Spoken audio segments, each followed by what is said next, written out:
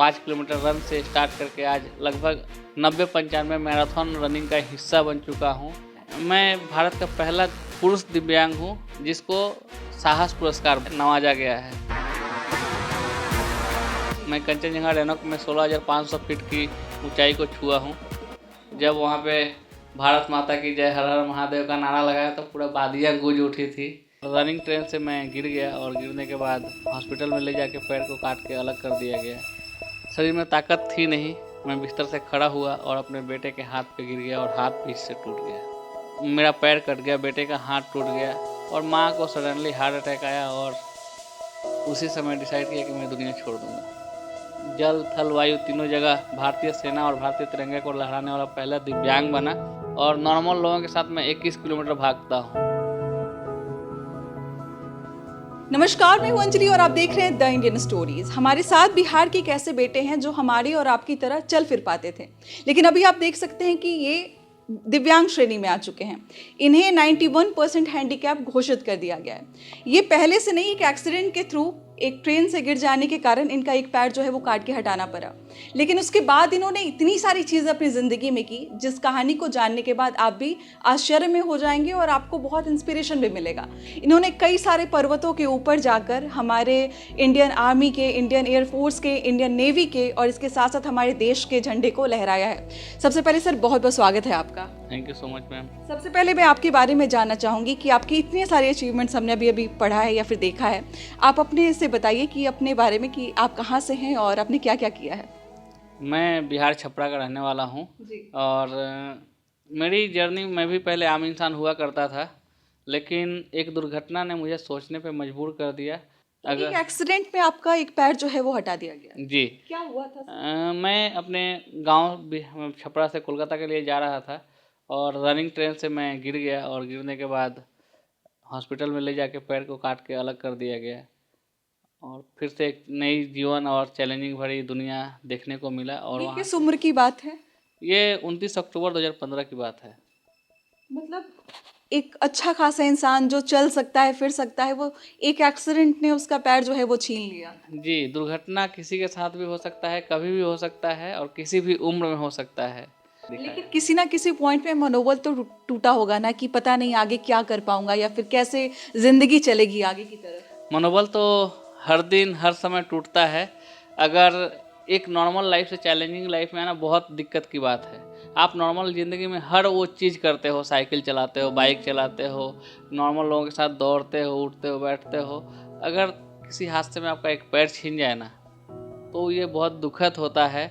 वही लोग आपको एक अलग नज़रिए से देखेंगे कि वो मेरे साथ कंप्लीट नहीं कर सकता है, वो मेरे जैसा नहीं है, वो उसके साथ उठना हाँ, ये चीज़ होता है। हर किसी में नहीं, बस कुछ लोगों में आता है और नेगेटिविटी चीज़ें होना चालू हो जाती हैं। लेकिन मैं उस दिव्यांग को मतलब दो भागों में बांट चुका हूँ कि दिव्य अंग, दोनों के बीच में एक स्पेस लगा दिया हूँ। हम दिव्यांग तो हैं लेकिन हमारे पास दिव्य अंग है जो एक आम इंसान के पास नहीं है, और उसी के सहारे आज मैं जल, थल, वायु तीनों जगह भारतीय सेना और भारतीय तिरंगे को लहराने वाला पहला दिव्यांग बना। और इस मुहिम में group captain Jai Kishan sir, Himalaya mountaineering institute Darjeeling और ministry of youth affairs, ministry of defence, हर किसी का सपोर्ट था। मेरी वाइफ, मेरे बच्चे, मेरी दीदी, मतलब ये जर्नी मतलब सोचने पे भी रूह कांप जाता है कि क्या मैंने अचीव किया है। जो दुर्घटना हुई है उसके पहले आपकी शादी हो गई थी? जी, शादी के बाद ये दुर्घटना हुई है। जी जी। परिवार पे क्या असर पड़ा उसके? मैं अपने घर मेंटली, फिजिकली, फाइनेंशियली आप बहुत स्ट्रगल कर रहे होंगे। इतना बड़ा डिसीजन था, घर वालों का क्या था हाल उस वक्त?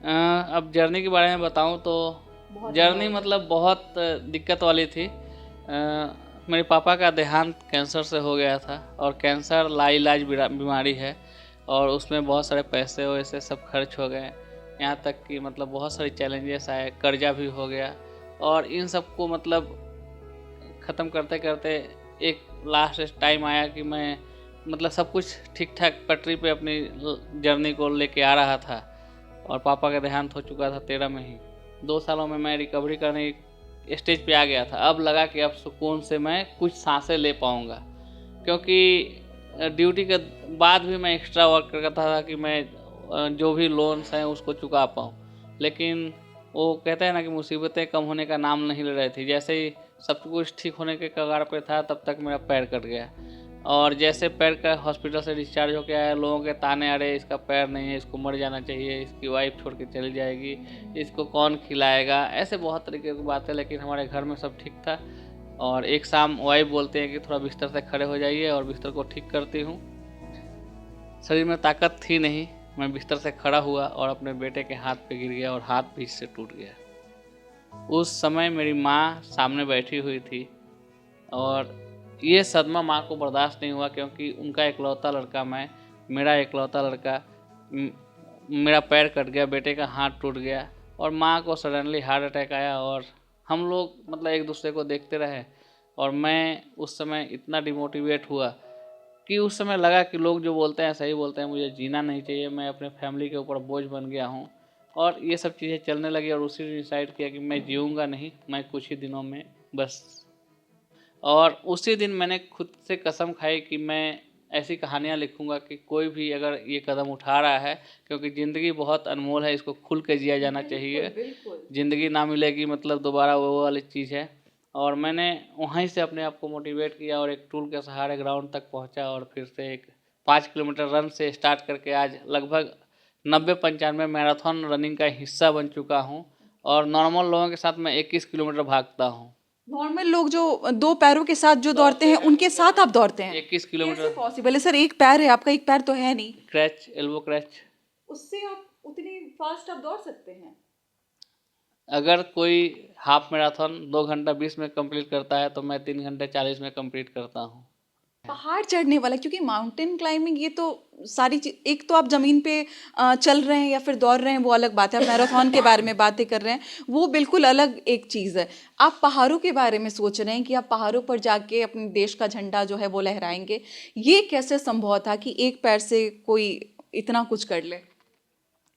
मैं जहाँ पे काम करता था, और जिस क्वार्टर में वो कंपनी क्वार्टर दे रखी थी, वहाँ पे ऐसा लग रहा था ना कि हर दिन मैं पहाड़ चढ़ रहा हूँ, क्योंकि एक रूम का कमरा था, और छत टूट के गिर रहा है, बच्चों के सर पे गिर रहा है, मेरे कंधों पे गिर रहा है, बारिश हो रही है तो 5-7 मिनट में जो पानी का ओवरफ्लो है पूरा फुल हो जा रहा है। मतलब ऐसी ज़िंदगी था ना कि मैं कहाँ हूँ, सच में लग रहा था कि विकलांग हूँ। और वो चीज़ चेंज करवाने की वजह से मैंने आए दिन मैराथन का हिस्सा बना, आर्टिकल निकले, मुझे लग रहा था कि शायद कंपनी स्पोर्ट्स के नज़रिए से देखे और मुझे स्पोर्ट्स में प्रमोट करे, और मेरी कॉन्ट्रेक्चुअल जॉब से मतलब अपने परमानेंट कर दे, और मेरी घर की स्थिति को ठीक कर दे। लेकिन 7-8 सालों में एमडी बदल गए, लेकिन मेरा सिचुएशन नहीं बदला। और वहाँ के लोग दया दिखा देते हैं लेकिन आपके लिए कुछ फेवर नहीं करते। नहीं, अभी तक मैं जितना भी देखा हूँ कि बस न्यूज़ चैनल में और आर्टिकल्स में, पेपर्स में ही लोग चैरिटी करते हैं, और लोग बोलते हैं कि मैं डोनेट कर रहा हूँ, दिव्यांगों को नौकरी दे रहा हूँ, दिव्यांगों को रख रहा हूँ, लेकिन एक्चुअली हकीकत में है नहीं। धरातल पे ऐसा कुछ भी नहीं है। और बस एक अच्छी लाइफ जीने के लिए मैंने एडवेंचर स्पोर्ट्स में आया, और इसमें group captain Jai Kishan sir, Himalaya mountain institute का बहुत बड़ा योगदान है। वहाँ के सारे instructor, Pavel sir, Mahendra sir, हर किसी का बहुत बड़ा सपोर्ट था, तभी जाके इतना बड़ा पहाड़ चढ़ना। मतलब 110% फिजिकल और मेंटल फिटनेस की ज़रूरत है। और वहाँ तो मैं 91% डिसेबल था, डॉक्टर दे चुके थे, प्रमाणित कर चुके थे कि आप 91% विकलांग हो, बस कहानी ख़त्म। उसके बाद सोचना ही मैं बड़े बड़े पहाड़ अपने आप में फतेह कर चुका था। किस पहाड़ के बारे में आप कह रहे हैं जिसको आपने फतेह किया है? मैं अभी बहुत बड़े बड़े पहाड़ तो नहीं चढ़ा हूँ। मैं कंचनजंगा रेनॉक में 16,500 फीट की ऊंचाई को छुआ हूँ, और 780 स्क्वायर फीट नेशनल फ्लैग के साथ। जब वहाँ पे भारत माता की जय, हर हर महादेव का नारा लगाया तो पूरा वादियाँ गूंज उठी थी। और उसके बाद किलिमंजारो, जो साउथ अफ्रीका कॉन्टिनेंट की सबसे हाईएस्ट चोटी है, 19,341 फीट, वहाँ पे हम लोगों ने 7,800 स्क्वायर फीट का नेशनल फ्लैग, जो 78 वर्ष के उपलक्ष्य में लहराया था। और पूरा किलिमंजारो हम लोगों ने ट्राई कलर से एकदम तिरंगामय कर दिया था। हर कोई दौड़ दौड़ के, जितने इंडियंस थे ऊपर मतलब सबमिट के लिए गए हुए थे, सारे लोग आके बैठ के मतलब फ़ोटो खिंचवा। हाँ, बहुत मतलब उस दिन अच्छा लगा। और इसके साथ साथ आप भारत के तिरंगे के साथ तो आप जा ही रहे थे, आपने Indian air force, Indian navy, Indian जो आर्मी है, इन सब का भी झंडा आपने हाँ, वहाँ पे वहाँ लिया पे था। मतलब एक मतलब वो आइस एक्स में हम लोगों ने उसको लेके गए थे, और जल थल वायु तीनों जगह स्काई डाइविंग 13,000 फीट से मैंने किया, स्कूबा डाइविंग किया, और साथ में मतलब पूरी टीम सपोर्ट, इतनी अच्छी टीम थी कि शायद हर कोई कर सकता है। और दिमाग में कभी था नहीं कि मैं विकलांग हूँ, मैं दिव्यांग हूँ, मैं कुछ नहीं कर सकता हूँ, इस क्योंकि प्रोसेस में वो भूल जाता है इंसान इतना कुछ करने एक के इतना बाद। कुछ। और मैं शून्य हो गया था एक समय, और शून्य से शिखर मतलब प्रेसिडेंट हाउस तक पहुंचना, ये बहुत बड़ी उपलब्धि थी। लेकिन बहुत अफसोस लग रहा है कि आज 17 जनवरी, आज 8 जनवरी है। 17 जनवरी 2015 की 2025 की वो घटना है, जी। जहाँ पे सारे स्पोर्ट्स जितने भी अवार्डीज थे उसमें मैं भी एक था, और मैं बिहार से रिप्रेजेंट कर रहा था।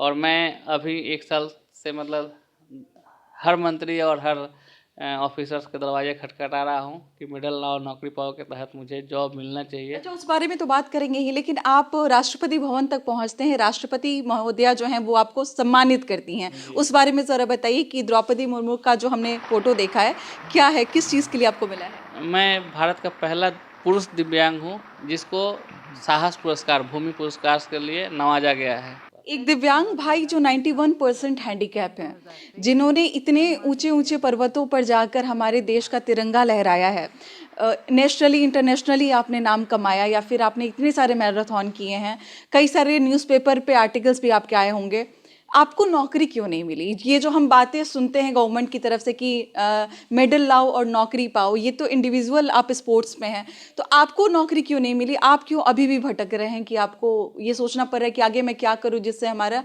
रोजी रोटी चल पाए? अब ये तो मैं क्यों नहीं मिला, ये तो इसका क्यों का जवाब मेरे पास नहीं है। मैं प्रयास कर रहा हूँ। क्या ये और बिहार में हो रहा है ज़्यादा कि यहाँ पे नहीं, स्पोर्ट्स ये भी पर्सन पे ज़्यादा ध्यान नहीं दिया जाता? मुझे लगता है कि मैं बिहार से हूँ, इसीलिए अब मैं दूसरे स्टेट में काम करता हूँ। और लोग पूछते हैं कि क्या रे तुम्हारे बिहार में क्या हुआ, तुम इतने बड़े एक नेशनल इतना एयरवे। हाँ, हासिल करके क्या किया? हाँ, तो शर्म लगता है बताने में भी। लेकिन अभी जो खेल मंत्री हैं श्रेयांशी सिंह, वो भी अर्जुन अवार्ड जीत चुकी बिल्कुल हैं। बिल्कुल। तो मैं उनसे उनसे यही अनुरोध करूँगा कि आप एक अर्जुन अवार्डी हैं, तो कम से कम अपने जैसे स्तर के प्लेयरों को उठाइए और एडवेंचर स्पोर्ट्स को बढ़ावा दीजिए, ताकि हमारे राज्य के बच्चे आगे आए और मतलब स्पोर्ट्स में अच्छा करें। उन्हें भी थोड़ा सा उनका भी मनोबल बढ़े कि वो जी। आपकी तरह वो कर पाए। नहीं तो अगर किसी के सामने ऐसे इंस्पिरेशन होंगे कि जिन्होंने इतना कुछ किया ज़िंदगी में, लेकिन उनको एक परमानेंट जॉब नहीं मिल पा रहा है, एक सही जगह नहीं मिल पा रहा है जहाँ वो काम कर पाएँ, अपने बेटे को पढ़ाने के लिए, अपने घर को चलाने के लिए वो इतनी मेहनत कर रहे हैं, फिर भी कुछ नहीं हो पा रहा है, तो लोगों का मनोबल टूटेगा सर। एक समय तक अच्छा लगता है एडवेंचर वगैरह, लेकिन उसके बाद स्टेबिलिटी चाहिए होती है। जी। चलिए, तो हमारे साथ एक इतने बड़े इंस्पिरेशन थे, मुझे बहुत अच्छा लगा इनके बारे में सुन के, जान के।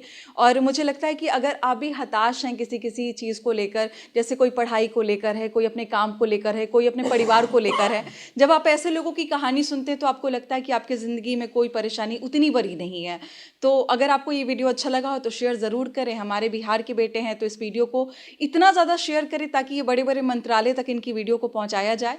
और वहाँ पर अगर हमारे खेल मंत्री जो हैं या फिर ऐसे ऐसे पद के लोग जो इनको कोऑपरेट कर सकें, वहाँ तक ये वीडियो पहुँच पाए। फिर बाकी मिलते हैं अगली वीडियो में। बहुत बहुत शुक्रिया।